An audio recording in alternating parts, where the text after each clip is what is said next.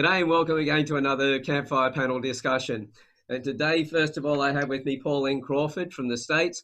Pauline is the CEO of Corporate Heart International. How are you, Pauline?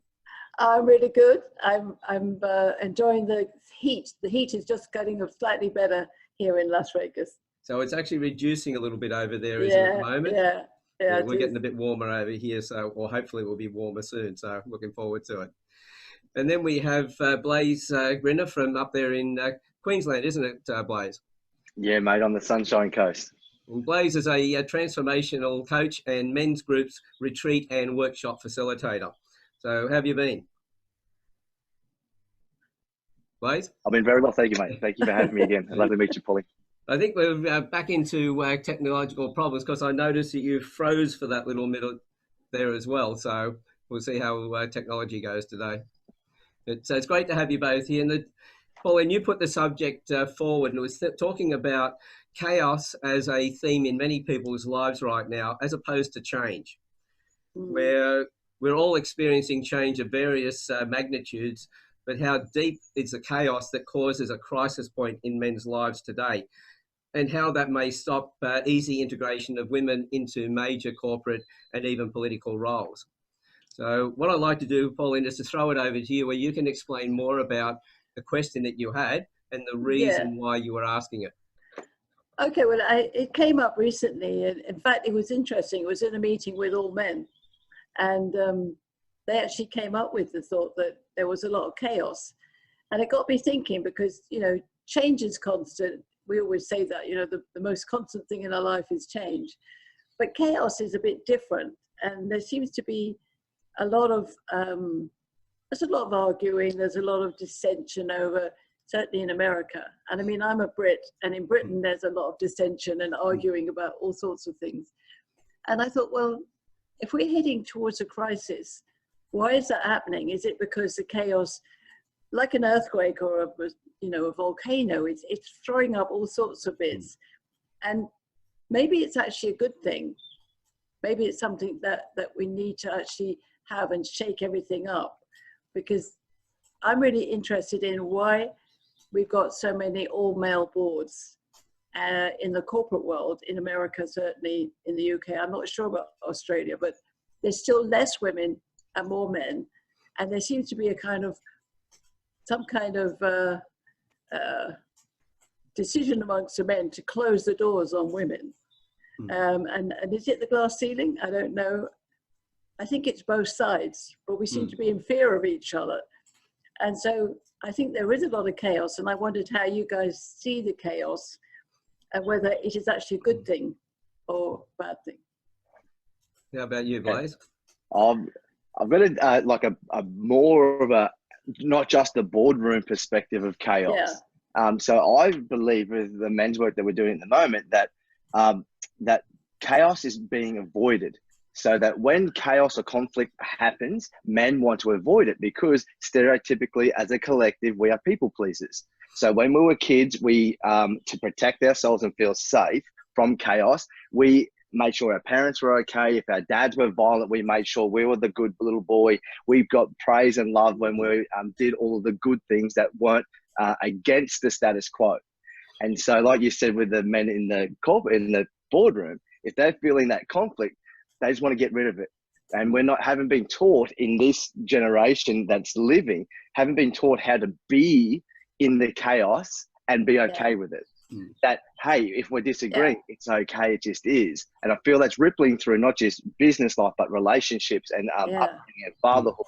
I feel that chaos is being looked at, frowned upon, rather than being excited with, because on the other side of chaos, we all know, there's a beautiful gift. Beautiful gift. So well, it's opportunity, isn't it? 100%. In chaos, there's opportunity, but why is it, and it could be men and women, but why is it that men and women are not looking at it together and going, hey, this is great, we can do something new? Yeah, I think, well, first, as Blaise has said, we're moving away from it, so we're not going to talk to somebody else about it because we want to get away from it, and that's why we're not talking. But when we actually try and get away from chaos, doesn't that actually create more chaos? Yeah. And so we're not really solving anything at all by trying to move away from it.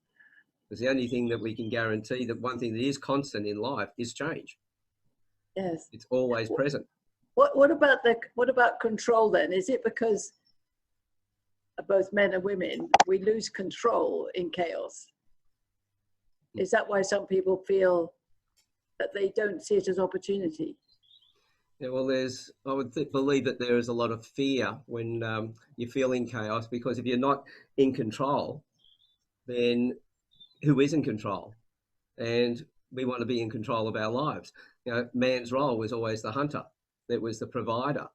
So it was taking that control of being responsible for the family, being responsible for the tribe. And all of a sudden now, if there's chaos and everything goes, how is everybody looking at us? We're not fulfilling our role. And with that also, with leadership, you look at all the studies that are happening now in archaeology, tongue twisted, archaeology, and all these new discoveries that are questioning the Big Bang Theory, they're questioning science and all of this stuff. So there's a lot of men that are in these leadership roles that are so holding on to their way of thinking that they will fight tooth and nail for that, because they don't want to be perceived as wrong. And I believe, like in leadership, the pivot and that ownership is the most powerful move that we can possess. So a lot of these people are hanging on to the control of an identity and a belief that may not serve them any longer. And it's with that clenching that they're actually causing their own suffering in the chaos.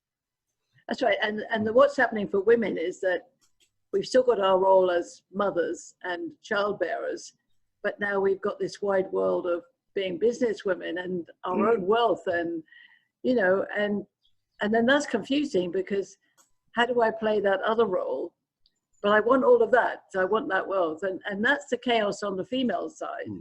And kind of like the Me Too movement threw it all up into there, and now I think it's very much about, no, actually things could be totally different if we thought about it in a different way.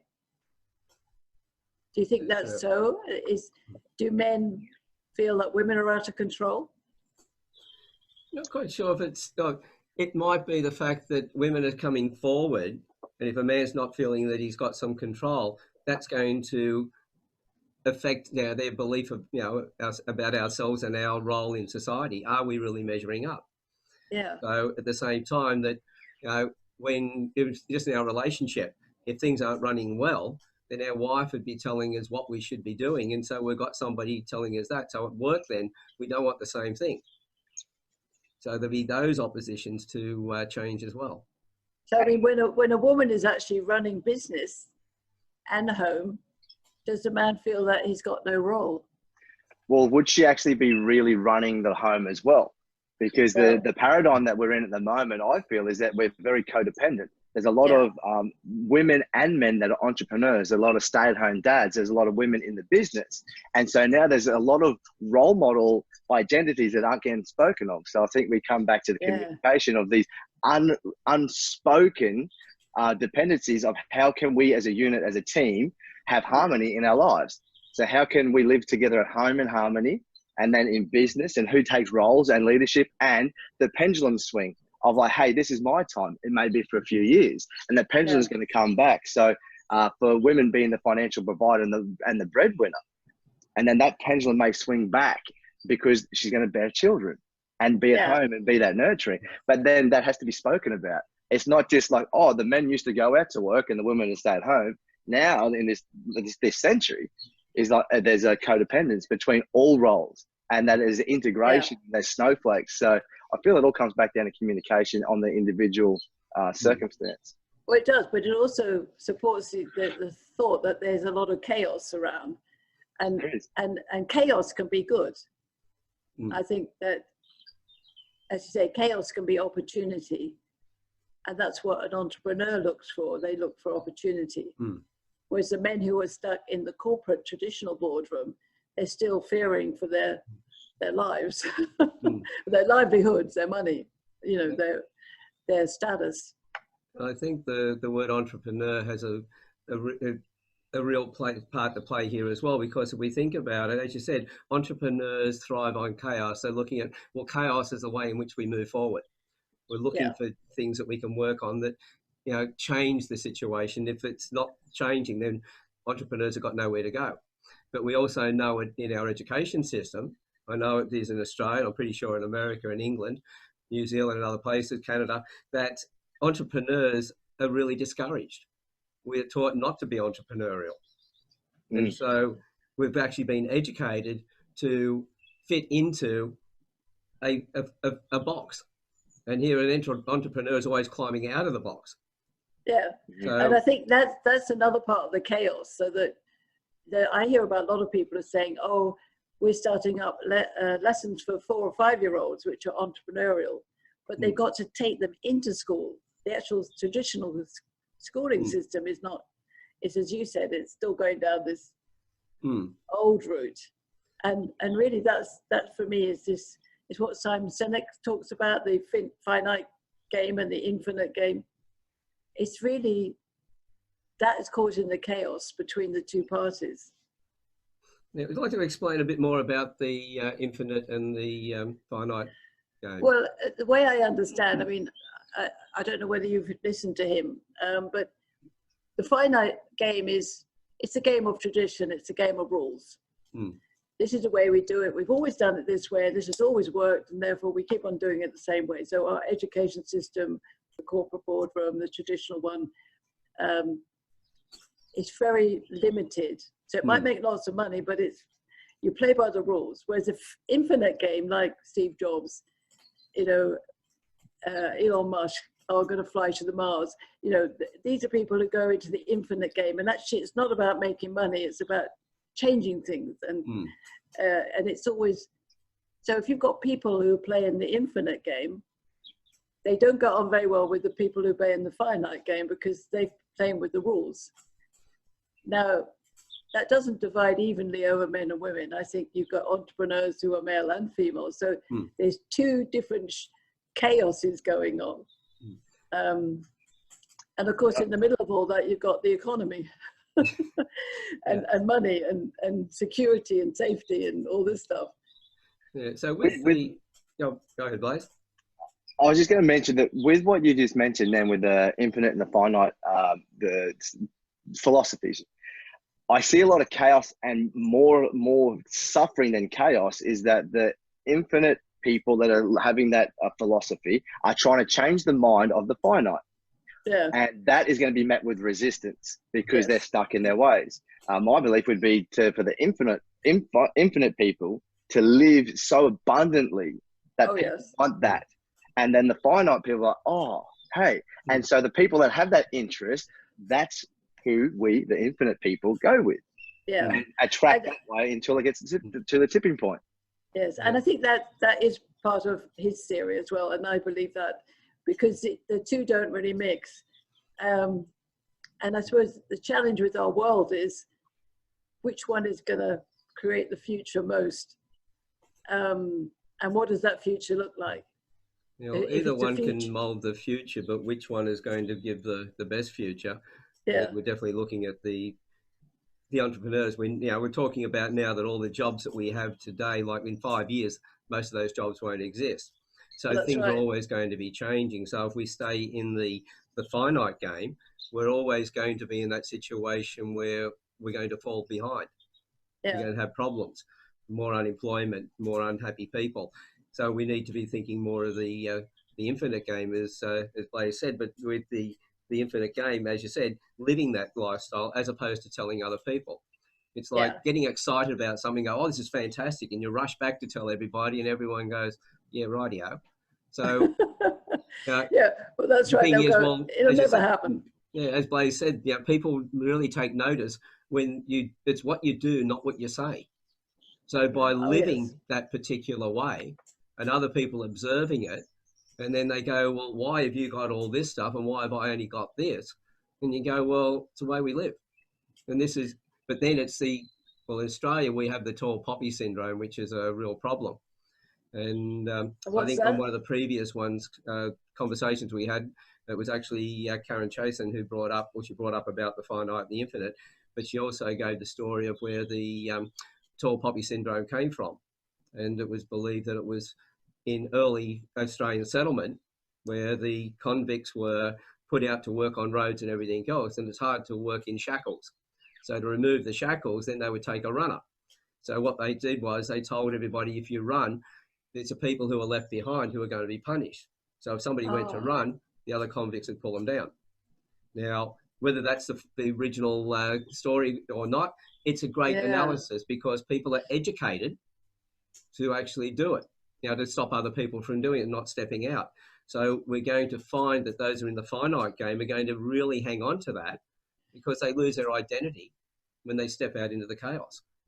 And bringing that to a real-time situation, when I was at school, we got told to become a tradesman or go to university. There was nothing about an entrepreneurship, and we got told to go to trade, because that way, if we ever failed, we have something to fall back on.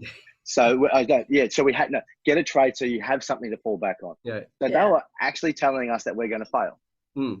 Actually stay, and this is through all of our school system throughout Australia. Whenever you've got a plan B, you've got a direction to fail.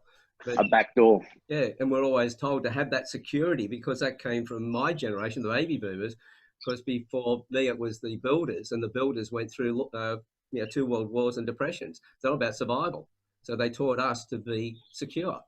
So to have a plan B was what we were educated to do. And we were good students. Yes. And so we had the superannuation schemes and everything else. So, and we just passed it down. That's security. So a contingency plan, is that right? Yeah, that's it. Always having that contingency, something to fall back on, as you say. Well, it's interesting. I wanted to ask you about safety. So in chaos, potentially there may not be safety because it's chaos. But you can be safe about yourself. And in my experience of women, when we create our magical conversation circles, they like it because it's a safe space. Now, I think I've heard that from both of you in the terms of where you've got your men's groups together. It's a safe space for men to explore their feelings. Is that right? Yeah. Well, I want to ask you a question, because this is a bit of a chaotic conversation I had recently with 2 men who were both, in my terms, they were very masculine men. Okay. And I mentioned the word safe, and that women like a safe space. And they literally tore me to shreds. They said, oh, no, they don't. Safe isn't good. Like, safe was boring and not conducive to seeding growth. So what would you say to that? Because they were 2 separate men. They weren't in the same conversation, and it came up twice. And I thought, well, it comes down to, I think, the understanding of the words as well. Because where we create a safe place for men to be able to tell their stories, we're creating a safe place so they can step into that place of chaos, as opposed to just being in a safe place. So if you talk to somebody about being safe, we abbreviate everything. So the first thing is we just take it on that one word.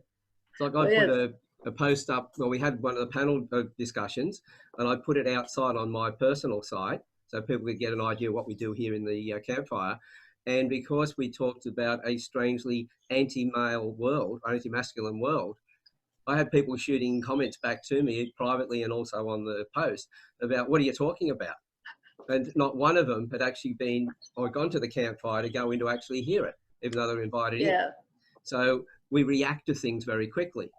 Yes. So especially when somebody says, I've got really masculine men, I usually find that they aren't in touch with their emotions. They won't talk about any of that. So really they are inside. They might be big and tough outside, but inside they're terrified. And so you use the word safety. Oh, no, that's not me. I'm out there, I'm doing this. That's just the ego. That's right. One of them actually said, oh, no, that's a female word. And it's a word, pure and simple. That's it. But you see, it comes back to this kind of chaos between men and women and men and women, not gender, that when you don't know yourself and you're heading towards chaos, it's really scary. So you end up getting quite fight orientated, I think. Yeah, well, I'll give you a metaphor on this. I used to ride a surf ski, which you sit on and you paddle it. You're strapped in with a seat belt, so if you get turned upside down, you can Eskimo roll and all the rest of it back up again. And you get out there on the waves, you have a large wave coming towards you. So you try to be safe and you get wiped out. But if you really threw yourself into the wave and you charge down it, and you ask any stand-up surfer as well, you know, I was a lazy surfer, as I said, I sat, you know, they will do the same thing. They charge the wave, they take the chaos on that's going to come. And they end up traveling safer than the ones who try to stay safe in the first place. And the only way that you are able to first do that is someone needed to show you the way. Someone needed to tell you that. Someone needed to actually say, hey, this is a way to go. So for the men, like, this is a thing. Men, as I won't say collective, because there's a big shift happening at the moment, but a lot of men don't feel safe within themselves because they haven't ever been taught of being asked a question of, like, who am I as a man? That in the Western culture, there has been no initiation from boy into. So men are, like, I ask men that are in their 30s, in their 40s, and their 50s, when do you become a man? And no one can really answer that anymore. And if we can't answer when we become a man, how do we know who we are? So if we don't know who we are, we're not going to feel safe within ourselves. And if we don't feel safe within ourselves, how are we ever going to offer safety to our women? Because women, you do want to feel safe in any situation, especially in a man's decision, because integrity is what you hold us accountable to. So us being our word. So if we're not safe within ourselves and know which way we're going, and we're going to continue to do what we say we're going to do, you're not going to feel safe. So these two gentlemen, they may not feel safe within themselves, which comes from conditioning. And then this is why we're here having chats to invite people in to charge through that wave for the first time. And that it is okay. And to come out the other side and do it again. And do it again and again and again. Because I wondered what's on the other side of chaos then. Now, that's a good question. If we sorted all the chaos out, what would it look like? Well, I think the only thing we don't know, if we're going through chaos right now, it's hard to tell what our particular safe will be on the other side. But as Blaise just mentioned with the surfing, you know, it's watching somebody else and learning from them and seeing what they've done. So it's the uncertainty. That's one of the things I think that holds us back, is the uncertainty of what's on the other side. You know, we will put up with what we've got here because that's safe. We know how to live with it. We've been with it, it every other day. But to step into something that could be completely, fantastic, but could also be really bad, we'll stick with what we've got. So it's then watching other men who have gone through stuff, who have achieved, and go, oh, maybe there's something I can do in my situation. What my version of safe when I get through the chaos is going to be, I won't know until I get there. So I think it's embracing the fear of the unknown and going, right, whatever I'm doing, the first question is it going to kill me? If it's not going to kill you, then it's worth giving it a go, which a lot of men, I think, would have been told, always stay safe. We were told from our mothers, don't go out and do that, do this, stay off the road and all the rest of it.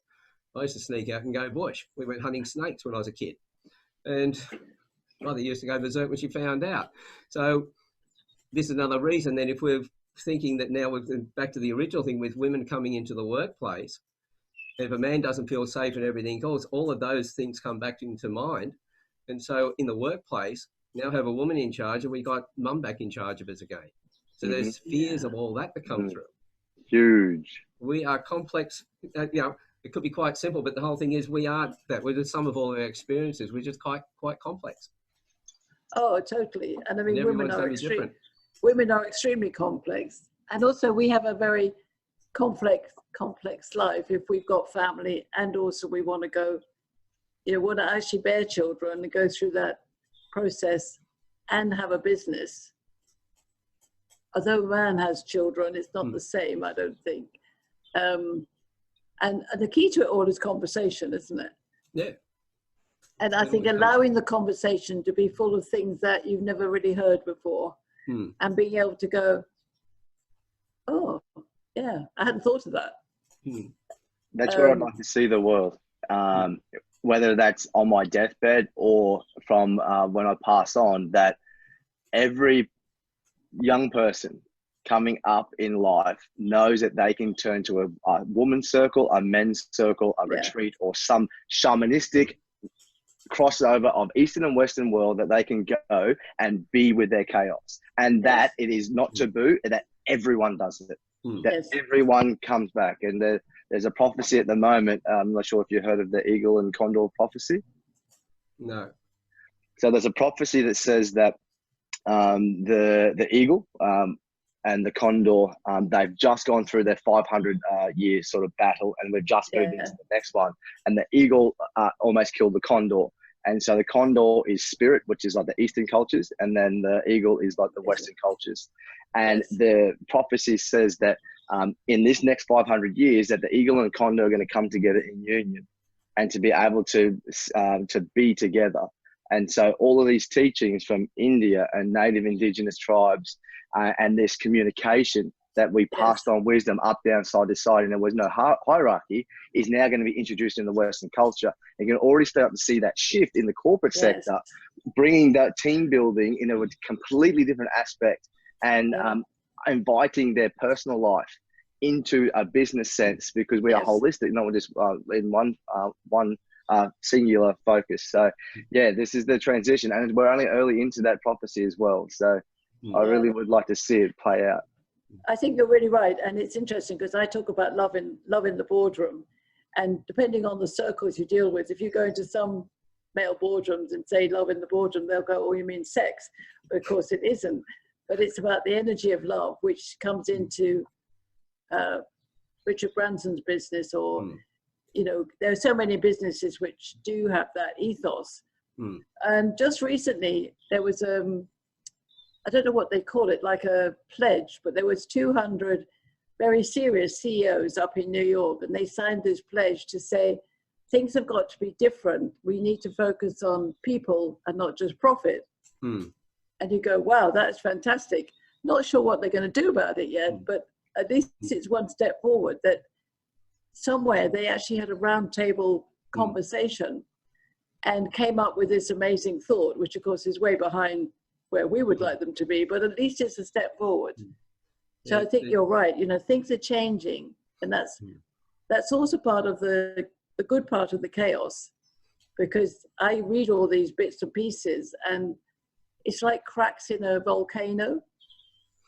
They're all slithers of this energy that's building up.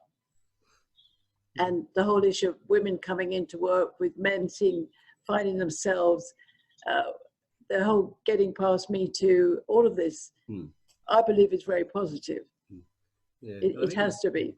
It's getting away from, I think, the looking for the differences and everything else, and start looking at the connection between things. It's like when you talked about the condor and the eagle, Blaise, you couldn't help but bring your fingers together. And that's the whole thing. That's wonderful. If you want to improve your profits in a business, you've got to make sure that you've got the right staff and you're treating the staff the right way. I put a post up on LinkedIn February last year, followed it up with another one in June, and then a video explaining what take care of your employees means. Over 100,000 interactions on LinkedIn, which was unheard of. But at the same time, people were commenting on it, and I understood that nobody understood what the take care of your employees means. So if you're a manager of a company, you're taken over, the first thing they usually do is try and right-size the organisation, get rid of people, save money. And I was talking to a corporate head of one company and said, well, what happened when you took over? He said, oh, I did all that stuff. And I said, what about the employees? He said, oh, HR took care of those. I said, what about the ones who remained? And he said, well, what are you talking about? I said, you've got rid of a whole bunch of people and they're gone, so they're no longer a problem. But everybody who's left are worried about their job. It's the same as in a corporation where somebody's being bullied. Their performance drops 70%. When somebody feels they're watching it and thinking what's going on, their performance drops 40%. So the people who are left, their performance has dropped immediately. What did you do about them? Oh, we did. They had their jobs. And I said, well, what about your clients, your customers? Oh, we dropped a lot of clients. Your profits went down. He said, but that's a usual cycle. But it's over a period of time, it comes back up. I said, how long did it take to come back up? He said, 12 months or 18 months. We were back to where we were before and we're moving into profits. I said, do you think it could have been the memory span of the people that were working for you, that they've now realised they are safe in the job? They've been there, hasn't been any changes for the last 12 or 18 months, and that's why profits went up. So when you take care of your employees, they automatically take care of your customers. So if you want to make more money, take care of your customers. So it's bringing it all together, as opposed to how do we make more money by doing cuts and everything else. You actually cut your own income. So don't focus on one, focus on the two together. That's right, and that's exactly the philosophy of corporate heart, is that if you, you know, if you take care of your people and you build the community, then your profits will go up. And when you've got mixtures of men and women and you treat it like a family, then it goes better. But it's extraordinary that we still haven't got there when we're so technically and globally connected. Yeah. And it all comes down to what we're talking about. People don't understand themselves, do they? That's it. I think with a lot of cases playing lip service to it, saying, yeah, I believe in all of that, but then not actually doing anything about it. And they're not doing anything about it because they don't understand what they're actually been sprouting. Yeah. So they don't understand the philosophy behind it. Blaise. Yeah, I was about to say that's something that's really I feel heavy about at the moment, is that the way the internet is, we have content everywhere. Oops, we've lost means that people are getting a lot of knowledge. So, would you like to just repeat that again, please, Blaise, because you froze for a moment? Yeah. So the what's feeling heavy with me at the moment is that because of the internet, we have the most surplus of content, and we can consume as much as we want and learn as much as we want, which is only knowledge. If it's only learned, it's only knowledge until it's implemented. And I feel there's a lot of people that are only just talking. So like we are here, they're just talking, but they're not actually implementing what they're learning and actually trying it on for themselves and making their own decision, or like, hey, this actually works. But there's so many people just regurgitating and not actually living what they talk about or what they've consumed. I've got a bit of a gripe with that at the moment. Yeah, well, I think you're right. Yeah, it's being it, and that's it. And actually telling the stories of success, not the stories of failure. Yeah, because I keep seeing people putting up, little sayings on Facebook and, telling people what they should be doing. And I ask them, and I usually do it privately because I know that they're not going to like it if I do it on the main wall because they can't answer it. I go, well, that sounds really great, but how did you implement it yourself? Yeah. How did you put that into place? So I realized that all these people are getting on the bandwagon to be seen, are putting this stuff out there. Everyone's going, wow, that's wonderful. It's all warm and fuzzy. And it actually exacerbates the problem even greater because nobody's taking it on and doing something with it. And that's one of the reasons why we have these discussions to challenge that. It is. One of the things that we had the other day was, what are the things that you would have changed in your life? What are the things that you could have done better? How would you have done these things? So we've been put on the spot to actually express ourselves and say, well, yes, I had this issue and I've now done this. Yeah. These are the results I'm getting, because you don't learn until you actually get out there and do it. Sorry, Pauline, go ahead. No, I'll just say that I should have got my wire. My battery's running down, so I'm just keeping an eye on it. I'm going to go get my wire, come back again. Will you be all right without me for a minute? Yep. So and that's the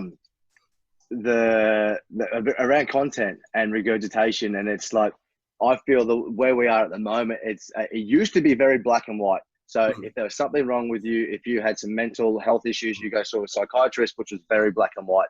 And that psychiatrist would just give you lessons and teachings. Whereas the world we live in now is grey. And the greyness is experiences. And like, actually, how did you move through that? How did you get from A to B? Not ever textbook, but the actual scenario. It's exactly what you said is it's on point. That's the gripe that I have of people just regurgitating, but not allowing people in. Use Facebook, Instagram, LinkedIn, all of these platforms. You can, if you want to, is only paint a picture of the good.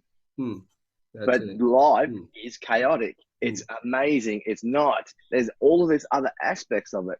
And for any person that would like to strengthen their business, grow their audience, or make profit, that's the way the world is now. Share you.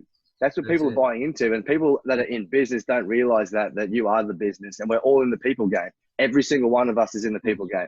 And it doesn't matter if you have a multi-million-dollar business, if you are in IT and sit behind a computer, we all consume of each other. And when people understand that and are able to interact and communicate, like Pauline, this is the whole thing, the theme of this conversation around communication with people and your clients, and actually giving a stuff about them, then everything's going to expand off that. Yeah, so Well, like every coach that comes up and says, you know, I can coach you on that, on what what is a particular thing I'm looking at. My first thing is going to be, okay, especially when it comes to, relationships and life, it's going to be a case of, okay, you show me, first of all, how you went through that. What steps did you take and how did you come out? Show me the man or the woman that's come out of that. If they can't do that, then how can they actually guide me if they haven't actually lived it themselves? And we're getting so many coaches out there at the moment, as you'll have experienced it yourself on the campfire when we had the one-on-one discussions. It's always, these are the great things you're doing today, but who is Pauline? Who is Blaise? Where did you come from? Tell us about that, so that giving everybody who's been listening in the opportunity to go, yes, Pauline's, that's where she is now, and she's got from down here, and this is where I am. So if I talk to Pauline, I can get to here. And so it's giving you credibility and everything else. Because let's face it, there are that many coaches out there, and some of them are so gung-ho, they're all excited. They're cute to watch. There's a lot of these younger ones. But what experience do they really have? Yeah. They can teach the people who had less experience, whether that be even older than what they are, but they can't teach anybody who's had experiences beyond where they are. Yeah. You've got to live through it first. I think you're right. One of the things that I see as chaos is that the way we're selling to each other, or the way we're trying to offer our services, you get these people go, you need funnels, and you need this and this and this and this and this, and I can show you. And then you get the next one that goes, you don't need that, you don't need that, you don't need that, you don't need that. Listen to me. And it's actually, I get very confused about it now. So I just think, what is the future that we really want? If we could actually draw a line in the sand and say, right, nothing actually exists, create it again. And I'm asking women that, and I want to ask men that, and then ask men and women together. Because I think that's something we don't do. We keep on trying to solve the past, but we don't really, we can't sometimes articulate what that future looks like. And I don't mean about money. It's like, what's it feel like in the morning when you wake up and you go to work? I'll give you an example. One of the women in the circle that I had said, I want to be able to always see trees, but I don't want to be I don't want to be in the fields. So I want an environment that always has concrete and trees.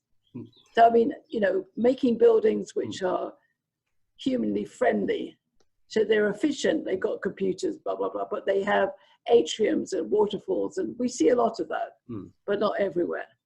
But if that was a must, then we would breathe the good air and we wouldn't get locked in the basement. So the basic things like that. But what would life look like if you could just create it as a collective? What would men want?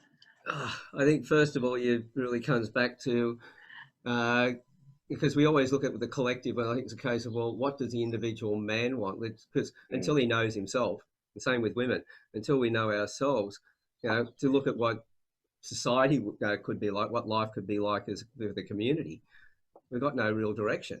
So it always comes back to personal work and looking at yourself first, which is why when we look at it, the two fastest growing industries in the world, the first one's IT, with all the technology and everything else. And if you think about all the technologies that we're more connected than we ever were before, but humanly, we're more disconnected than we've ever been before. So the second fastest growing industry in the world is coaching. So everybody's out there coaching. So, and this is why they're showing that we're more disconnected from each other than we ever were before. So until we connect with ourselves, we're not going to be able to connect with each other. And look at that. Well, I understand what you mean, but maybe it's a female thing then. But if in knowing ourselves as a collective, each one of us in the circle, when we spoke about our vision for a future, actually it was a reflection of ourselves. But when we listened, we could see elements of ourselves as women in all of them. So actually it was what I call an and situation, which often women do. It's like it happens as simultaneously that it's individual and collective. Yeah, I think that's a good point, especially if you're having that conversation in the circle. for each person to realize that when they are talking about what they want for the collective is really a reflection of them, and therefore nobody else should take offense to what they think the collective should be, because it's really that person's own feelings about themselves, which they have a right to feel. Because I have a right to feel the way I do, so does the next person have the right to feel the way they want to feel. Yes, and I think there are some collective things. I might be so bold. I know that there are some collective things that women want. I'm sure there are some collective things that men want. Blaise, you got some thoughts on that? See how I pass that one on quick? I mean, I'm sure it's some of the things you already teach them. And that's the thing. It's like, I'm just like trying to unload all the data from all the different groups and circles and everything, and what I'm hearing, and it's like Al said, that it's back to the individual. But like as men, I feel as a collective that we would like to be more aware, just more aware, and that is of masks that we wear, of our beliefs and the conditionings that don't serve us, and more aware of the direction that we'd like to go. So that awareness, I feel as a collective, that's what we want as men. And then that could ripple into everything. A little analogy of that, I studied Buddhism for 3 years, and they asked Buddha, what is it to be enlightened? Like, how do you achieve that? And he said 2 words, which was aha. And I'm like, oh, that doesn't really make sense. But now, in living and experiencing, there's so many times in my life when someone in a circle repeats something, I'm like, aha. And it's in that moment, I remember exactly who I am. And that's what Buddha was saying, that aha. And I believe it's our duty as humans to keep passing on our wisdom. So wisdom is our knowledge that is action, passing on our wisdom and teaching from that so that other people can have the aha moments and remember exactly who they are. And that comes back to all these coaches to tell their story, not regurgitate stuff. Because tell that story, because you have a unique voice, or everyone has a unique voice and a different experience in life that is going to allow that person to articulate in their mind those aha moments. And so it's in those aha moments we remember who we are.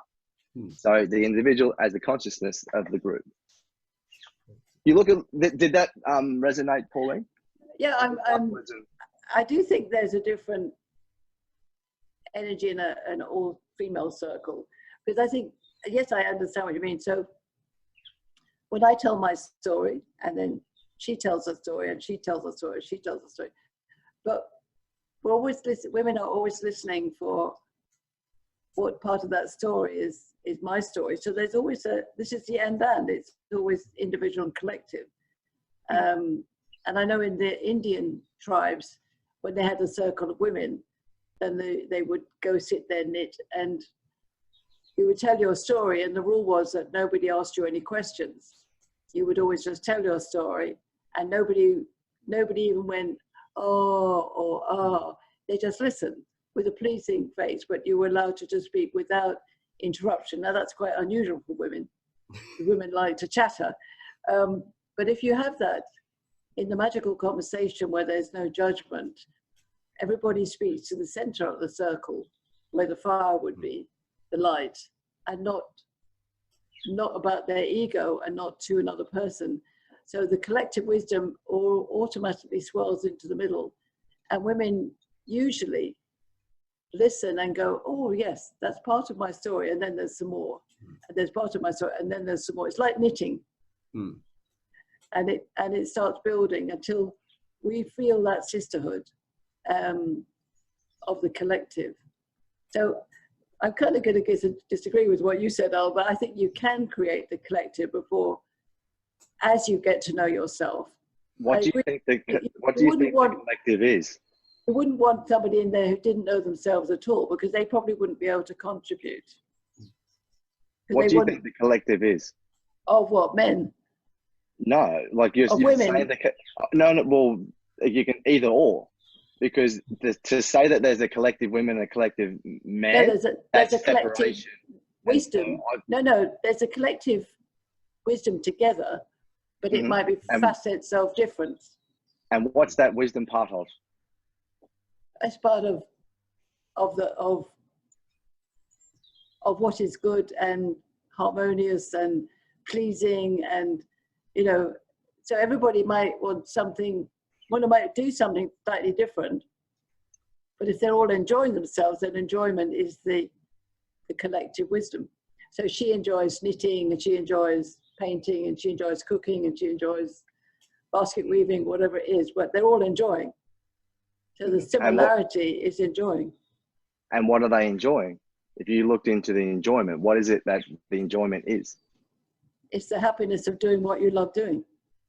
Yeah, and there's a word then that you just mentioned, which is love.